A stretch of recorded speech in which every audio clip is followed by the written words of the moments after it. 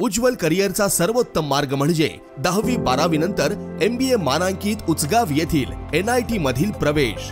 इथे आहेत mechanical, mechatronics व additive manufacturing, electrical, electronics and power, computer science, AI degree, civil, automobile, mechanical, electrical, electronics व computer AI diploma courses, अनुभवी प्राध्यापक, industry sponsored labs, digital library, शासकीय सवलती, startup साठी IIC आणि हमखास नोकरी देणारे प्लेसमेंट सेल। बहुजनांचा ज्ञानस्रोत NIT म्हणजे करिअरचा राजमार्ग व प्रगतीचा महामार्ग। प्रवेशासाठी संपर्क 1800 890 6290।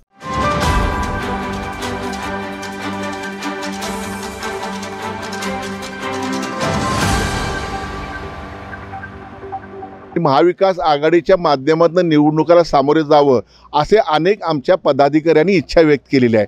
परंतु आम्ही इच्छा व्यक्त करणं आणि उद्धव साहेबांचा आदेश ह्यात खूप फरक आहे आम्हाला। परंतु कोल्हापूरकरांना न्याय देण्यासाठी आम्हाला एकत्र यायला लागेल अशी शंका आम्हाला आहे। परंतु आम्हाला आदेश आम्ही काय करू शकत नाही। कोणत्याही परिस्थितीमध्ये जनता ह्या सरकारला कंटाळलेली आहे। आज आपण बघितलं 500 कोटी, 1000 कोटी, 3000 कोटी, अरे पैसेच नाहीत यांच्याकडे। तर कुठले पैसे आहेत, कुठला विकास? साधं उदाहरण 100 कोटी रस्त्याचं उदाहरण, 23 कोटी आले, वरचे पैसे कुठे गेले? का आले नाहीत पैसे अजून?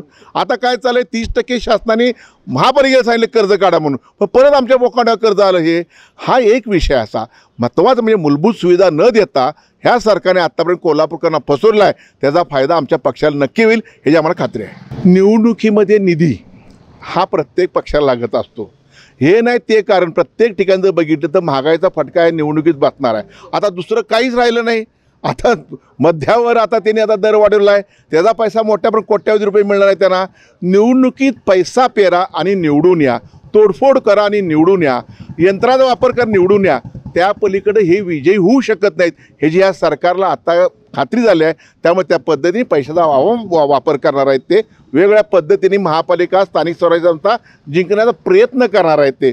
परंतु त्यांच्यात एवढी लाताळी आहे, too many cooks spoil the food म्हणतात ना, त्या पद्धतीने आचारी खूप झालेत। त्यामुळे यावेळच्या निवडणुकीत त्यांचं जेवण सगळं खराब होणार आहे ह्याची आम्हाला खात्री आहे। सरकारमध्ये जे म्हणतो आपण ना, ताळमेळ नाही, कोण पण उठते, कुठली पण घोषणा करते, परंतु प्लॅनिंग ज्याला लागतं, आपल्याला नियोजन लागतं आपल्याला पैशाचं, ते पैशा नियोजन करण्यासंदर्भात त्यांच्याकडे कुणाडही तिथं ताळतत्र नसल्या कारणानं हा गोंधळ झालेला आहे। त्यामुळे हे सरकार अडचणीत आहे। महाराष्ट्र वाचला पाहिजे, मराठा वाचला पाहिजे, मराठी वाचलं पाहिजे आणि कोणत्या परिस्थितीमध्ये मुंबईचे आणि महाराष्ट्राचे शकले पडू नयेत। जे भाजपच्या अनेक वर्षापासून मुंबईवर डोळा आहे, अनेक लोकांचा डोळा महाराष्ट्रावर की तुकडे पडावेत, ते तुकडे पडू नयेत यासाठी दोन्ही भावांनी एकत्र राहावं अशी सगळ्यांची इच्छा आहे, तशी माझी पण इच्छा आहे। त्यांना शेवटी आज सत्तेत गेलेले आहेत, होते हेडमास्टर कडक असल्यानंतर काही विद्यार्थ्यांचं चालत नाही, त्याच पद्धतीने आता काठी उगवल्यानंतर गप्प बसायची ह्यांना वेळ आलेली आहे।